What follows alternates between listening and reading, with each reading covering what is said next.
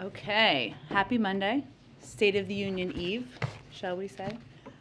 Okay, I just wanted to start off and highlight some of the ongoing assistance. Obviously, we made a number of announcements over the weekend to get everybody up to speed. We have some charts to give you all the specifics in case that is helpful. The United States is the largest provider of assistance to Ukraine, and President Biden has committed more security assistance to Ukraine over the past year than the United States has provided at any other time in history. On Friday night, the president authorized an additional $350 million of military assistance in support of Ukraine's frontline defenders as they faced armored, airborne, and other threats. He did so hours after speaking with President Zelensky to ask him what support he needed. We are working to expedite deliveries from the latest package the president approved. I would note that the prior package that we had already announced has been ongoing and has been delivered even in the last few days, parts of that package. We expect equipment to start arriving within the next couple of days from this package. That brought the total security assistance we've approved for Ukraine to $1 billion over the past year.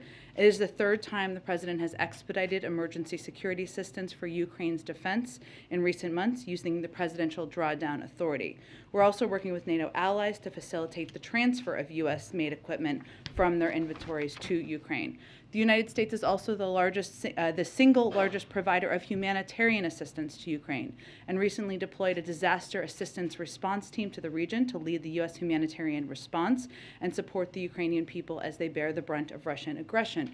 You may have seen that our head of USAID, Samantha Power, is on the ground in Poland and has been there as well, providing guidance and assistance there. We've provided over $106 million in humanitarian assistance to Ukraine in the past year, including an additional $54 million we announced this weekend to cover critical needs such as safe drinking water, sanitation, hygiene supplies, and critical emergency health supplies to meet the needs of hundreds of thousands of people, as well as emergency food assistance to meet the immediate needs of 125,000 people. I will stop there. I know there's lots to talk about, so Amr, why don't you kick us off? Thank you. In light of President Putin putting Russia's nuclear forces into special combat readiness, has the United States changed its nuclear posture? Well, let me first start by saying that throughout the crisis, Russia and President Putin have falsely alleged that it is under threat, including from Ukraine, including from NATO. Neither the United States nor NATO has any desire or intention for conflict with Russia. And we think provocative rhetoric like this regarding nuclear weapons is dangerous, adds to the risk of miscalculation, should be avoided, and will not indulge in it. We are assessing President Putin's directive, and at this time we see no reason to change our own alert levels. But it's also important to remember that even over the course of the last several months and years, when we have had significant disagreements with Russia over a range of issues, Russia and the United States have long agreed that nuclear use would have devastating consequences, and have stated many times, including earlier this year, that a nuclear war cannot be won and must never be fought. So we have not had seen reason to change our alert levels, and we are see obvious significant danger in escalatory rhetoric. Can I ask, there's been a great deal of movement of unity, and it comes after no shortage of angst about the Western alliance, I think, in recent years, particularly going back to the last administration. Is the president going to use this moment, though, to push NATO members to get on track with that 2% of GDP on defense spending? Well, President Putin has been one of the greatest unifiers of NATO in modern history. So I guess that is one thing we can thank him for. But I would just look at, Amr, some of the announcements that have been made even over the last couple of days. One, the president has always been an advocate and a supporter of countries abiding by the 2% component. He was a supporter of that back when he was vice president, where, for history's sake, there was a great deal of progress made before the last president even took office and talked about it. But as we look even over the course of the past weekend, not only did you see a NATO alliance that was incredibly unified, and agreement among Europeans that there needed to be additional assistance provided in the form of security assistance to Ukraine, But you saw a number of countries take steps that they had not taken in recent history. Germany has historically not sent weapons to conflict zones. This weekend they changed course. Sweden also has not sent arms to countries in active conflict. That changed this weekend. Finland also changed course. Not all NATO members, of course, but the point is what you're looking at here is a unified Europe, a unified West, a unified NATO who are standing up to the aggression and the invasion led by President Putin. And if I could just quickly follow up on that, we've also seen some signs and responses beyond sanctions to isolate Russia. I think FIFA and I'm sorry, I'm not a soccer fan, I think it's FIFA, how you pronounce it, and the IOC have taken action to put pressure.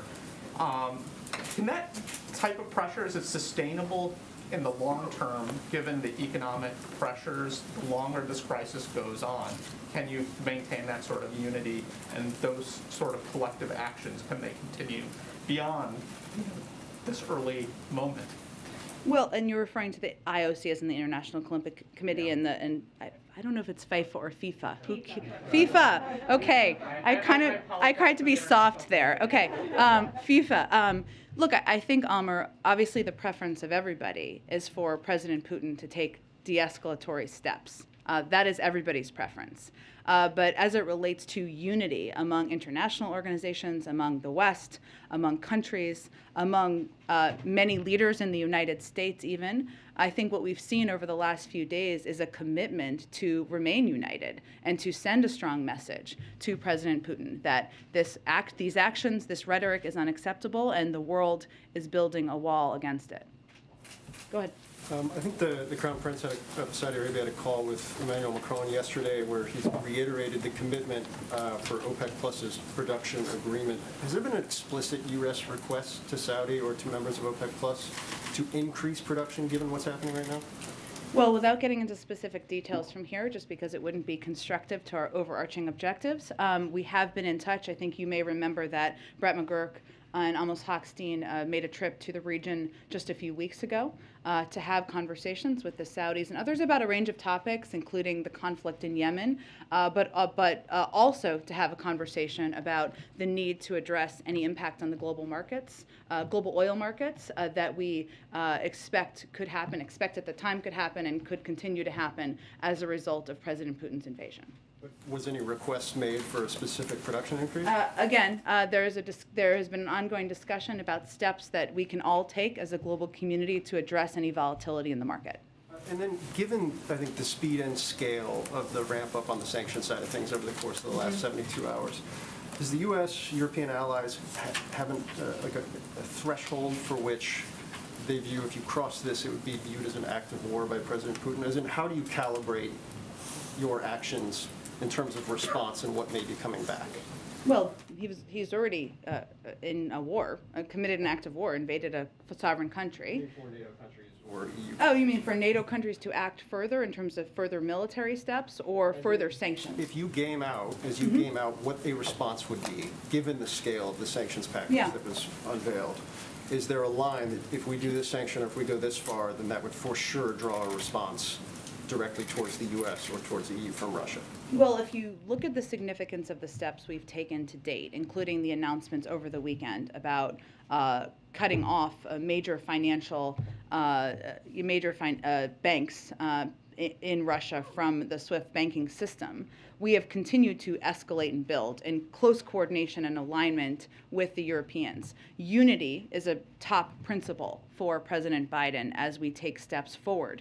That doesn't happen on its own. It doesn't happen by accident. It happens as a result of a lot of conversations, diplomacy, and hours by the president and others on his national security team behind the scenes. But the other piece, just to get to the core of your question, that we very much weigh is maximizing the impact on President Putin, the Russian elite, the economy, while minimizing it on the global markets and the American people. So as we look at steps to take, I mean, even if you look at the impact on the energy sector, we have taken steps.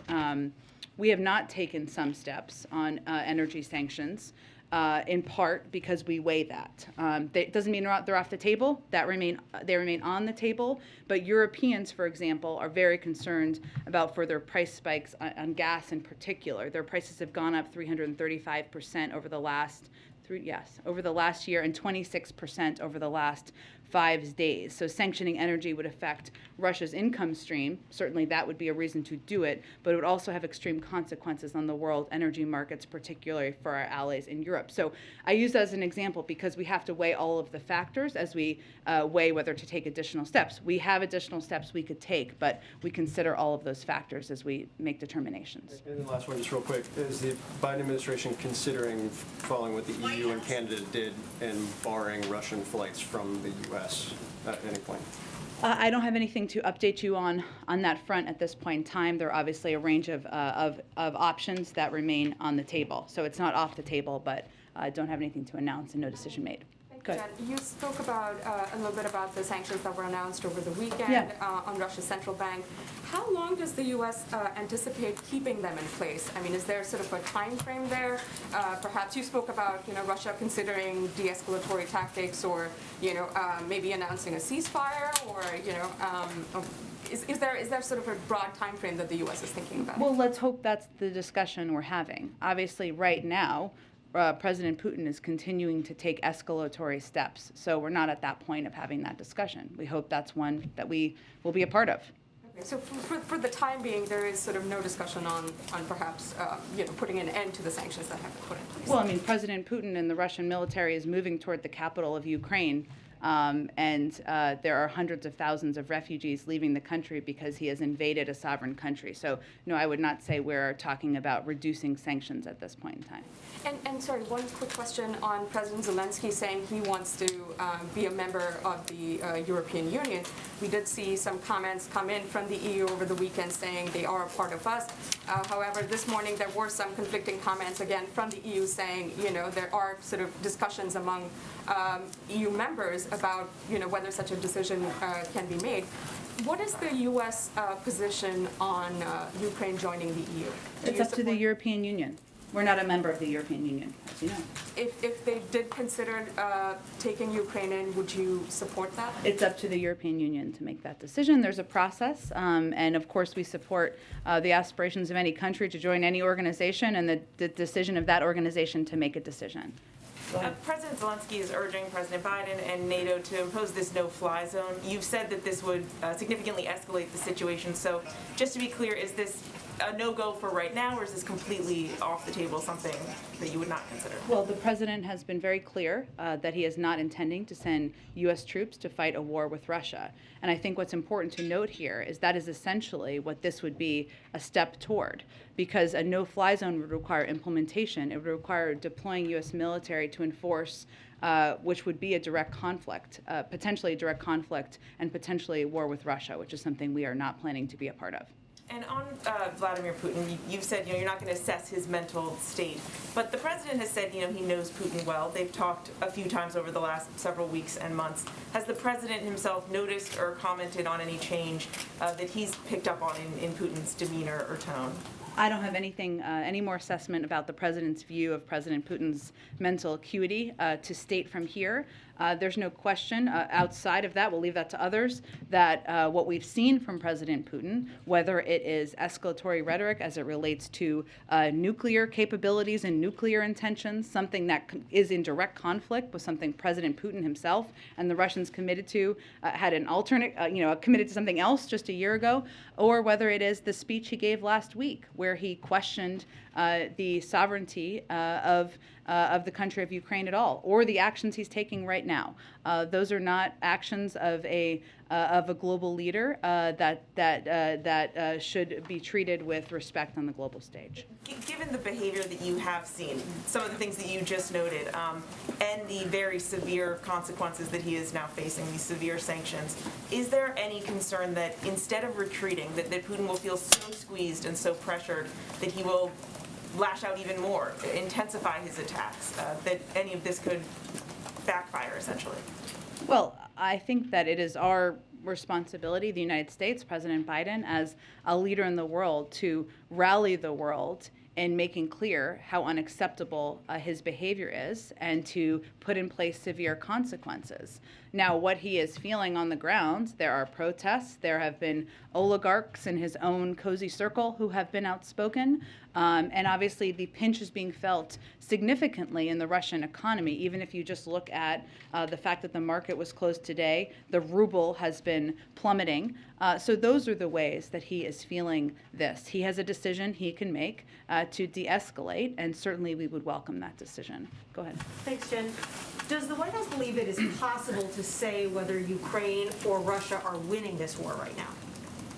I don't think we're going to make an assessment of that from here, but what I will reiterate is something we have said in the past, is that President Putin and Russian military have made clear that they have every intention of taking over the capital city. While there has been a greater pushback in the country than they may have assessed to begin with, and I know my colleagues at the Department of Defense have spoken to this, the Ukrainian military, President Zelensky and others have fought courageously, have fought boldly in this moment. They are continuing to proceed, continuing to move towards the capital. So I don't think their ambitions have changed. What would Putin have to do to get these sanctions lifted? Would he have to agree to a ceasefire? Would he have to pull all of his troops out of Ukraine? I'm not going to make a prediction or assessment of that from here. If he starts to take de-escalatory steps, I'm sure we can have that conversation. How great is the concern, this is sort of building on Mary's question, how great is the concern that these sanctions are so punishing that essentially Putin will have nothing left to lose and no off-ramp? Well, the sanctions are punishing so that they will inflict significant consequences and change the outcome at the end of the day and de-escalate at the end of the day. That is what they are intended to do. And then you were talking about a no-fly zone over Ukraine, but I know officials have been discussing the possibility of imposing a no-fly zone for Russia over the U.S. Where do those talks stand right now, and what are the pros and cons to doing something like that? Well, no option is off the table. I don't have anything to preview for you in terms of a decision or anything along those lines. I would note that there are a lot of flights that go over that U.S. airlines fly over Russia to go to Asia and other parts of the world, and we factor in a range of factors. And then finally, what's the U.S. doing to reduce the possibility of nuclear war? Well, I think, one, we are not escalating our own rhetoric. Two, we are certainly assessing what President Putin's comments mean. But as I noted a little bit earlier, we have not changed our own posture. What we are trying to do is reduce the tension, take the tenor of the rhetoric down, and make clear that we have seen this pattern in the past, which is posing threats or suggesting through misinformation of sorts that there are threats posed to President Putin in Russia that don't exist. Thanks, Jen. There are reports of illegal cluster bombs and vacuum bombs being used by the Russians. If that's true, what is the next step of this administration, and is there a red line for how much violence will be tolerated against civilians in this manner that's illegal and potentially a war crime? It would be. I don't have any confirmation of that. We have seen the reports. If that were true, it would potentially be a war crime. Obviously, there are a range of international fora that would assess that. So certainly we would look to that to be a part of that conversation. And then the new aid that you just laid out at the beginning here, the Post reported over the weekend that this aid will not include stingers, that it would likely come in a future batch of aid. What is the reason for that? I'm not going to get into specifics of what is in the military package. It is a combination of ground and airborne defense capabilities, and obviously we have provided those in the past, but I'm not going to have more details to outline for you from here. You mentioned that this next batch is going to be coming in the next few days.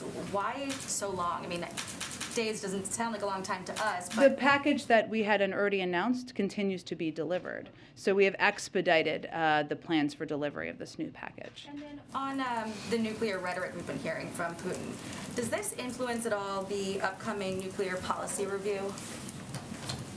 In terms of how our relationship with, look, I would think it's a good question, Jackie, but I would say what's important for people to note, and this is why I noted it a little bit earlier, is that even at moments where we had huge tension with President Putin and Russia around the 2016 election, around invasion of Georgia, around their prior invasion of Ukraine, it was agreed that escalatory rhetoric around nuclear ambitions was dangerous. And that was something we committed to with Russia not to pursue. So, I think for right now, we're going to remind the global community of those commitments. And on that same note, does this administration trust Russia to be an honest broker in the talks with Iran right now?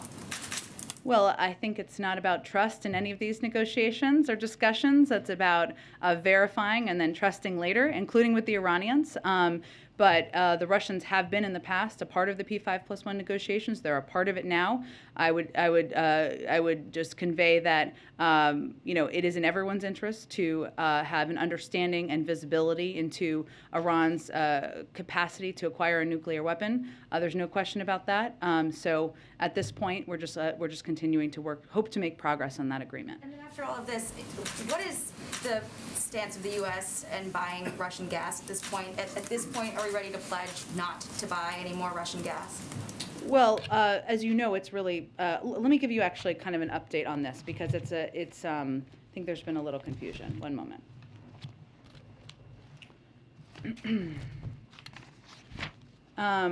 So as it relates to Russian gas, U.S. government doesn't dictate where the U.S. market sells our own oil and gas products, nor where it acquires crude or refined products for domestic consumption. This is all up to the private sector, other than exceptions like countries under sanctions. So the U.S. refiners currently importing Russian products are largely legacy refinery operations tooled in Hawaii and Alaska for certain supplies because of geography, and imports to the Gulf, both of certain refined products and of crude, as refiners in the Gulf mix crude supplies to meet the needs of their particular refinery designs. There have been companies, obviously private sector companies, who have made decisions and announcements, and we certainly applaud that. So can you just explain, though, what you laid out at the beginning? Because I'm a little bit unclear. You just in layman's terms, we are not going to be making any policy from the U.S. government that would prohibit the sale or the purchase of Russian gas then, because it's not something that we already do? We haven't ruled out that, but I think what I wanted to convey is what is accurate about what happens now and how it currently works. Go ahead. Jen, thank you. Staying on that topic for a moment of oil and gas, you have said nothing is off the table when it comes to releasing more reserves, more barrels from the Strategic Petroleum Reserve. Where are those negotiations right now? Is the administration closer to moving forward with that, given the sanctions and what we're seeing? I don't have anything to preview for you on that front. It remains an option on the table, and obviously it would help meet any supply issues in the marketplace. There are conversations that we've been having with global partners, and obviously we have our own Strategic Petroleum Reserve stockpile to tap into. Can you characterize if you're closer to making a decision on that front, though, given what we are seeing and obviously the global impact of these very harsh sanctions? It has remained on the table. I just don't have anything to predict for you at this point in time. Okay. Just a short time ago, the president was asked by our colleague here if Americans should be concerned about a nuclear threat. He said very firmly no. Can you explain what gives him that confidence? Because, as I said a little bit earlier, while we think provocative rhetoric regarding nuclear weapons is dangerous and adds to the risk of miscalculation and should be avoided, which we're not going to indulge in, we are continuing to assess President Putin's directive, and at this time we see no reason to change our own alert levels. We've also seen throughout this crisis, President Putin falsely allege that they are under threat and use that as a predicate for taking more aggressive action. So we assess, we have our own capacities and capabilities here, but nuclear war cannot be won. And what everybody should be doing around the world is taking steps to reduce the rhetoric, reduce the tension, and that's certainly what our objective is. One breaking news development that I wanted to ask you about, the U.S. has expelled 12 diplomats, 12 Russian diplomats. The Russian ambassador just said a short time ago that that move was a hostile step toward Russia. Can you give us the thinking behind the decision? And again, following up on some of the lines of questioning that you've already gotten, could there be a backlash to this step? Is this escalatory? Well, let me first say that today's action has been in the works for several months. The United States informed the United Nations and the Russian mission to the United Nations that we were beginning the process of expelling 12 intelligence operatives from the Russian mission who had abused their privileges of residency in the United States by engaging in espionage activities that are adverse to our national security. So it takes some time to make those evaluations, and that, again, those actions were in the works for months. And your response to the Russian ambassador who called this a hostile act? I think the hostile act is committing espionage activities on our own soil. And Jen, just finally, on the issue of refugees. Yeah. You have also said, you were asked by my colleague earlier today, whether the administration would move to give refugees from Ukraine protective status. Can you give us a timeline for that? These are people who are suffering, and they want to know what the answer is. Well, I think, to be clear, temporary protected status applies to people currently living in the United States, right? So that, I think, is one of the questions, a good question that has been asked. I don't have any update on that. That's a process that's run by the Department of Homeland Security. They evaluate through an interagency process both what everybody's recommendations are and obviously the conditions on the ground in Ukraine. The second piece is whether we would accept refugees. Yes, we would. But I think it's important to note that the vast majority of refugees are going to want, in our assessment and through discussion with refugee agencies, with other countries in the region, will want to be in Europe, in neighboring countries, many of whom have already conveyed very clearly that they will welcome refugees in. Many of them have family members there, many have work there. So we are also coordinating and supporting those efforts as well. Go ahead. Thank you, Jen. The U.S. has authorized the departure of non-emergency employees and diplomats relatives from the embassy in Moscow. How confident is the administration that the U.S. embassy in Moscow can remain open in the long term? Well, I can't make an assessment of that. That's something the State Department looks at and assesses. Obviously, our embassies and consulates around the world play an incredibly important role in communicating with American citizens who are in a country, but also with the Russian people. And so that is something, that's why we have diplomatic, consulates and around the world, including in Russia. There are also decisions that are made for a range of reasons. The State Department could outline it more specifically for you, including temporary departure. It's something that has happened around the world for many, many decades for a variety of reasons. I would, give you an example of just a couple of years ago in Turkey, there was ordered departure, right? Then diplomats return. That's obviously the objective, but it really depends on the conditions on the ground. And what level of concern is there for the safety of American citizens who are living in Russia? Is there concern that they could face retaliation in light of this conflict? Again, I would point you to the State Department. They do assessments and they give clear guidance to people who are on the ground and what their recommendations are for their security. I would note that one difficulty right now in Russia because of these sanctions is of gaining access to U.S. currency and using banking cards, and that is a hindrance for many people who are living there right now. Just lastly, you've been very clear that the president does not have any intention to deploy U.S. troops to engage militarily in this conflict. But would you say that there is any particular red line that this administration has that would necessitate military action? As in sending our U.S. military into Ukraine? The president has no plans to send U.S. military to fight a war in Ukraine against Russia. Go ahead. Can you share any details about what came out of the president's secure call with other allied nations this afternoon? Sure. I know we were working on a readout, which we will get to you shortly after the briefing. It's been a bit of a busy day, so let me venture to get that to you. The purpose of this call was for the president to have an opportunity to continue to engage with other leaders about what we're seeing on the ground, the range of assistance we're providing, the financial sanctions and economic consequences steps we're taking, and ensure we remain closely coordinated. But I will see if there's more details we can get you. And then administration officials earlier today had a background briefing with reporters about the State of the Union coming up. Can you tell us a little bit more? We understood from the call that the president will be addressing elements of the Build Back Better plan when it comes to things like child care and paid family leave. And officials talked about how those things, if implemented, will lower costs for families, but they were hesitant to use the word inflation or say whether that would be addressed directly in the president's president's speech. So can you say whether the president will be addressing any new policies, not necessarily new domestic programs, but policies that would address inflation directly? Well, first let me say the president will absolutely use the word inflation tomorrow, and he will talk about inflation in his speech. Of course, that is a huge issue on the minds of Americans.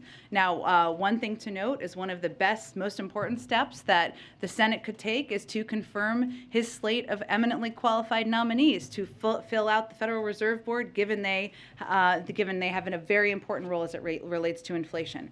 But I think what you will hear the president talk about, and I think this is what they were talking about on this call, is how we're going to address costs for the American people and lower costs. And we talk a lot about inflation in here. Economists talk about inflation. The Federal Reserve talks about inflation. Hugely important. How people experience it is what it means for their pocketbooks, for their budgets, for their bank accounts, and how they're paying for things. And that's why a lot of what you're going to hear about tomorrow as he talks about it is how he's going to reduce costs. Now, the Build Back, parts of his agenda that he has talked about significantly a lot over the course of the last several months, lowering costs for child care, lowering costs for elder care, lowering costs for prescription drugs, those are not done yet. So he will reiterate his call for Congress to move forward on those. But I would also note that in the speech, he's going to make clear that one of the best ways to lower costs over the long run is to increase the productive capacity of our economy, to make more things in America with more American workers contributing and earning a good living.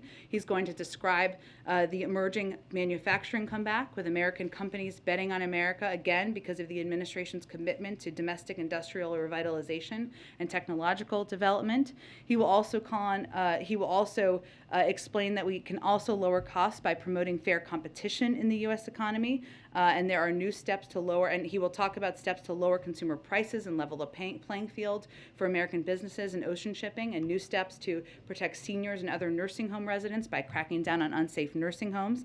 And he's also going to talk about, reflect on one of the strongest labor market recoveries in American history, and make clear that it's important to continue to take steps to eliminate barriers to good paying jobs for workers across America. So I would expect that you will hear a lot, the American people will hear a lot about how he's going to lower their costs, how he's going to continue to build a strong economy over the long term. Follow up on what you were saying about addressing lowering costs for families.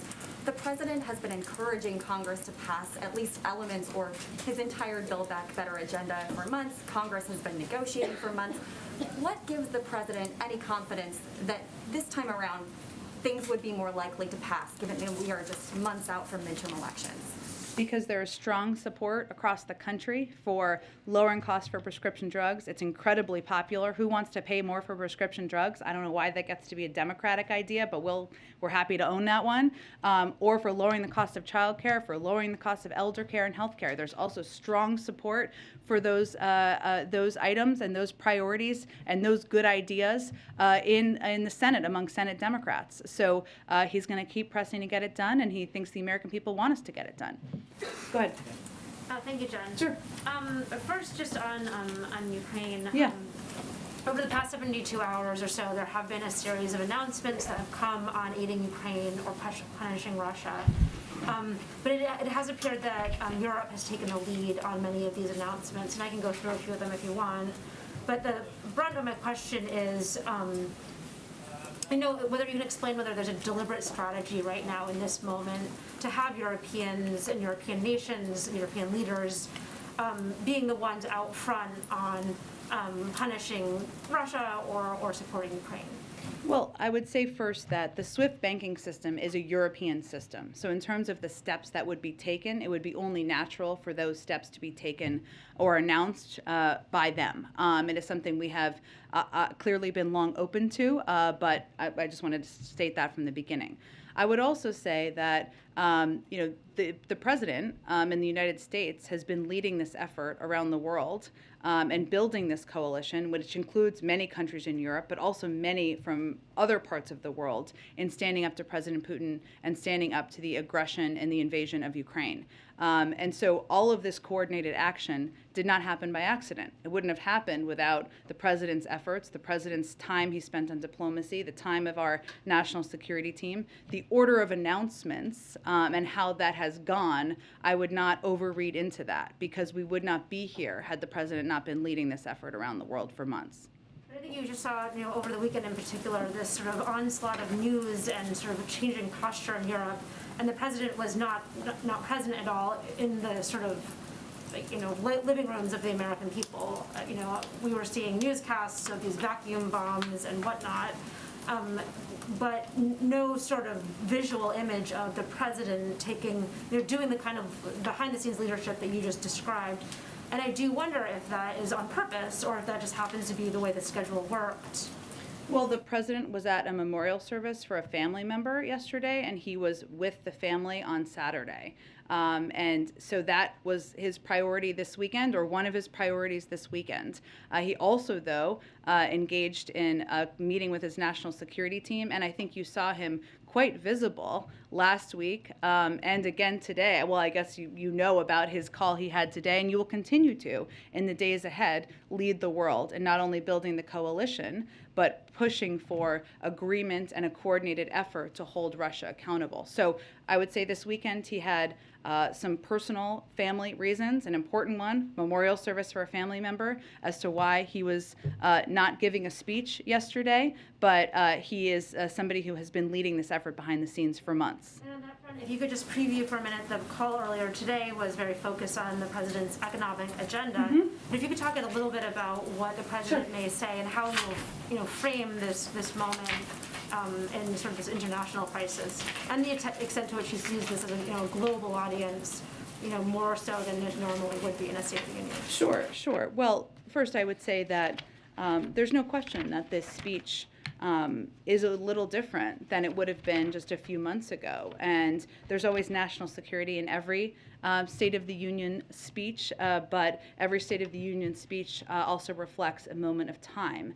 And so the president will lay out the efforts he has led on to rally the world to stand up for democracy and against Russian aggression. He will talk about the steps we've taken to not only support the Ukrainian people with military and economic assistance, but also the steps he's taken to build a global coalition imposing crippling financial sanctions on President Putin, his inner circle, and the Russian economy. And he will talk about the steps he's taking to mitigate the impact of President Putin's invasion of Ukraine on the global economy and the American people. And certainly, I think people can expect to hear him, position that as the importance of the United States as a leader in the world, standing up for values, standing up for global norms, but also, the efforts that he has undertaken to mitigate how it will impact people here. I just have one other quick one.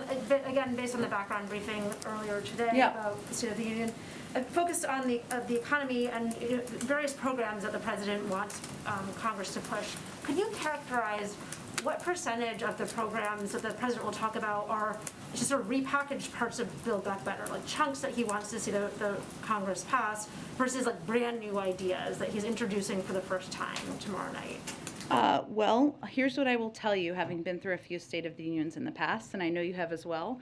They don't get longer, they get shorter. Nobody wants a 2 or 3 hour State of the Union. I don't think anyone in here does. So I just don't want to preview more at this point in time. You can certainly expect to hear him talk about some call on Congress to send bills to his desk that deliver progress on ideas that have historically been supported by Democrats and Republicans. Some of those are economic, and some of those are in other areas that could just impact and help communities across the country. And you will certainly hear him call, as you touched on, for a continued effort, a redoubling of the effort to move forward on steps that will reduce costs for the American people in these key areas of childcare, healthcare, prescription drugs. So stay tuned for tomorrow night, but we have a lot of hours between the speech, and I'm sure we'll have more previews between now and then.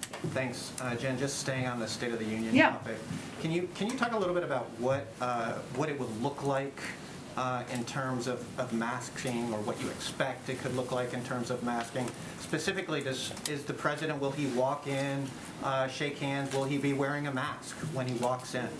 Well, he will certainly not be wearing a mask when he's speaking. I have not talked to him yet about whether he's going to wear a mask when he's walking down the aisle, but it is been announced, I think, that it's not required, and certainly he will abide by that, but I will see if there's more we can report out to you on that later today. Was it important to the president that masks come off before the State of the Union? Is there a message that he hopes to send with that news?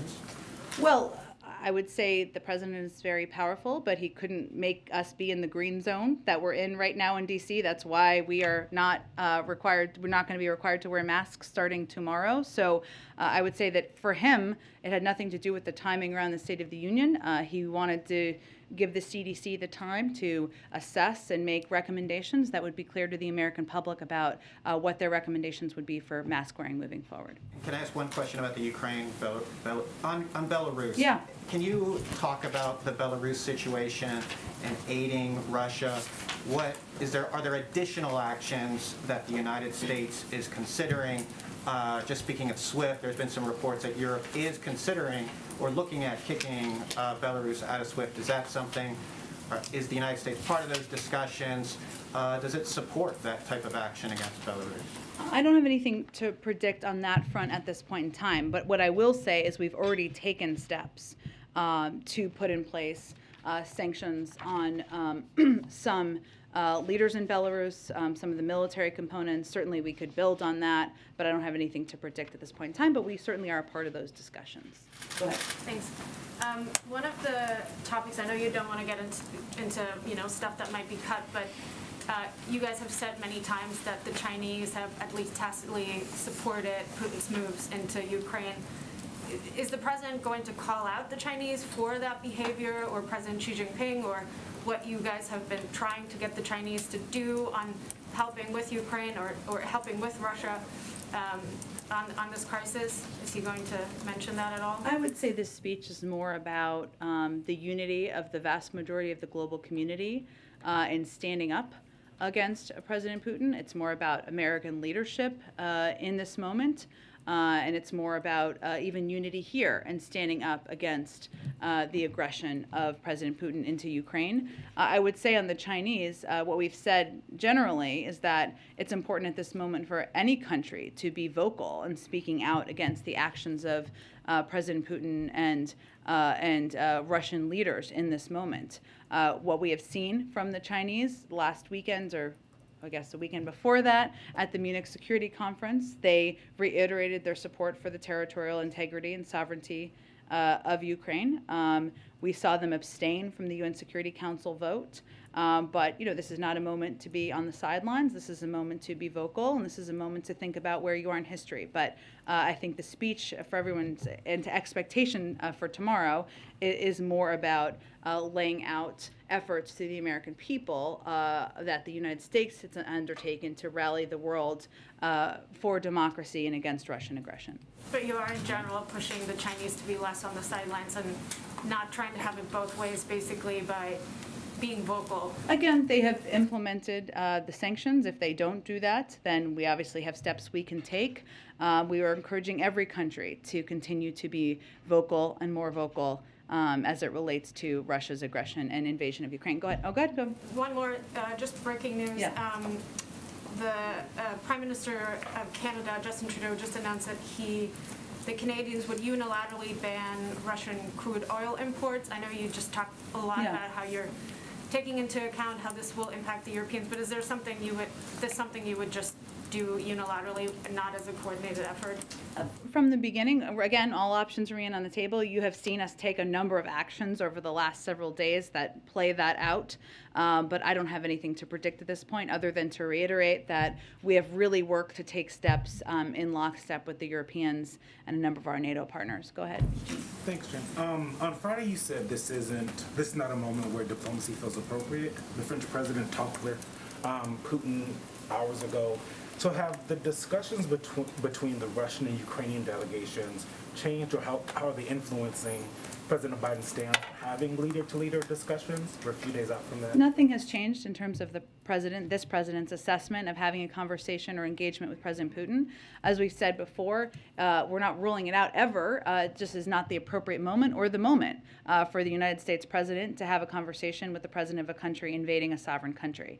That's our view. Other countries make their own decisions. In terms of the engagements or discussion between the Ukrainians and the Russians, I'd really point you to the Ukrainians to get more of a readout from that. There have been reports that those will continue.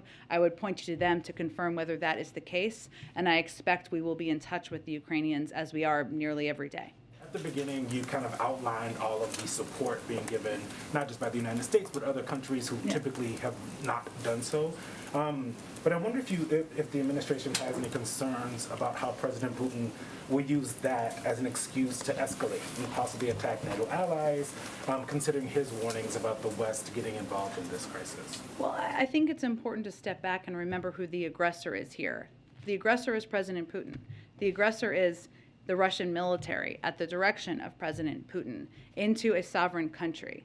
The world is standing up against this aggression, and he is feeling the impact already of the financial sanctions and consequences. If you just look purely at the impact on the Russian economy, even today, the ruble fell 20 to 25% and is trading at its weakest level ever. The Russian stock market was kept closed today, likely due to a fear of capital flight once it opens. The Russian central bank more than doubled their key interest rate to 20%, the highest in almost 20 years. This is the world saying this is not acceptable. It is now up to President Putin, if he wants those circumstances to change his own behavior. Last one, the UN Intergovernment Panel on Climate Change released kind of a major unprecedented report with lots of warnings today, and said some places in the world have basically maxed out their capacity to adapt to climate change, while others soon will. I'm curious, Joe Manchin offered kind of a slimmed down BBB version with $555 billion for climate. Will the administration be pressing Democrats to at least move on that portion of climate change in light of the recent developments in this recent report? Well, I would say first the president agrees absolutely that we need to do more. That is why that he has been such an advocate for historic levels of investment in addressing our climate crisis. And if we had had 50 votes to move that forward, we would have done that, right? So there are ongoing discussions, of course. They are happening a lot on the Hill between members on the Hill. The president remains committed to moving that forward. I would also note that part of what was in that report was the need to bolster adaptation efforts that increase our resilience to the impacts of climate change. And and a couple of pieces that the president has already done, he launched an emergency plan for adaptation and resilience, a whole of government response to help more than 500 million people in developing countries adapt to and manage the impacts of climate change. And he also, the bipartisan infrastructure law, we often forget, not you maybe, but some of us, that it will strengthen our nation's resilience. That's a big part of it, to extreme weather and climate change while reducing greenhouse gas emissions. So we absolutely need to do more. We want to do more, but he has already taken some steps to help address, because we recognize that resilience is something that there needs to be more work and effort on. Go ahead. Thank you, Jen. The administration has been studying for months the impact of the sanctions that were rolled out over the weekend and their potential impact on financial markets in the West. You just detailed what happened in the Russian markets, but I'm wondering if there's been any fallout that's been seen that would warrant government intervention by central banks in Western countries. In Europe or in the United States? In either. Well, I can only speak to the United States. I mean, I think that our effort, and as you noted, we have been preparing and studying and analyzing for months now. As you know, Russia is, I think, our 26th largest trading partner. It's not an enormous trading partner of ours, and we've obviously been taking steps to mitigate any impacts on our markets. We're not trying to tank our markets, to state kind of the obvious here. We're trying to maximize the impact on the Russian economy and the squeeze around President Putin. In terms of analysis, otherwise, I would point you to the Treasury Department and European officials. The Pentagon has also said that President Putin and Russian forces continue to advance on Kyiv, that is still the ultimate goal of President Putin. So I'm wondering, with all of the sanctions that have already been rolled out, what else can the U.S. do besides wait? Well, one, we have provided an additional enormous package of security assistance the president announced over the weekend. We have provided an enormous package of humanitarian assistance, and we're continuing to plus up support for our neighbors in the region. We continue to be the largest provider of all of those, and we continue to have the backs of the Ukrainian leadership and the Ukrainian people. President Zelensky has said the next 24 hours are critical, though, so is there a risk that all of that equipment ends up in Russian hands? How do you prevent that? There's always steps the Department of Defense takes to mitigate that, and we take them in coordination with our partners. I would have you speak with them about more specifics. Go ahead. Thanks, Jen. Oh, go ahead. Thank you. I wanted to ask for more specifics on refugees. I know that you told Kristen just now that the U.S. will accept refugees from Ukraine. Do you have a specific number of refugees, and how would you determine that? Well, I would first note that we continue to believe that the vast majority will go to Europe. And so this is different from other conflicts where that has not been the likely outcome. In terms of specific numbers, we do not have that. There are refugee programs that they would have to, of course, apply for. There's a question about temporary protected status, although that applies to people who are not refugees, but people who are in the United States right now. But again, what our focus is on, because we think it will impact the vast majority of refugees, is working in close coordination with our European partners and plussing up our humanitarian assistance and assistance in these countries where they are receiving refugees. I also wanted to ask about voting. Texas has an election coming up, and they're beginning to have people who vote by mail, their ballots being rejected. I know this administration has been very vocal about new voting laws that it disagrees with. Can you talk about what you as an administration are doing to leverage the resources of the White House and of the executive branch to help people get access to voting in the coming weeks, not just in Texas, but around the country as elections get going? So we absolutely can get you a readout of that. I would say, though, that the vast majority of this is going to come from the Democratic National Committee and the political arm, right? So I would really point you to them for more specifics. Go ahead. Thank you so much. I just have two quickies on Ukraine. First of all, with the upcoming ASEAN summit, does President Biden hope to use this summit to shore up support, I guess we could say, in opposition to Ukraine, in opposition to Russia, or however you want to put it? And how does the administration feel about Myanmar's support of Russia? Well, I think for any country, what our message is that it's important to think about where you want to stand on the side of history. And that is how you'll be judged moving forward. And obviously, we are encouraging every country who has not been condemning the actions of Russia to change course. As it relates to the ASEAN summit, which is in a couple of weeks, I don't have anything about the agenda at this point in time, and we're certainly not waiting to communicate. The president's not waiting to communicate with, or our national security team is not waiting to communicate with ASEAN countries about steps they can take to help be a part of the solution here, whether it is providing, we've seen a lot of progress on this front, LNG gas access to European countries that they don't need, or condemning the actions or putting in place sanctions and steps themselves. And then quickly, just on sanctions, every round of sanctions the administration describes as the harshest yet, the strictest yet, but President Putin is not responding to these so far. And so what happens next? Do you have anything else in your tool belt? Because, I mean, these all seem very severe, and it boggles the mind as to what more you can do. So what else do you always have more we can do. But I would say that what we're seeing in terms of the impact on the financial markets in Russia is significant. And I outlined some of the impacts, of course, on the ruble, on inflation, on central bank lending there in Russia. All of these steps squeeze not just President Putin, but squeeze the people around him and have a huge devastating impact on the economy. And they are more significant. We've built them more significant over time. And that's what they're intended to do, is to have those consequences that build over the course of time. Thanks, everyone. Jen, do you have any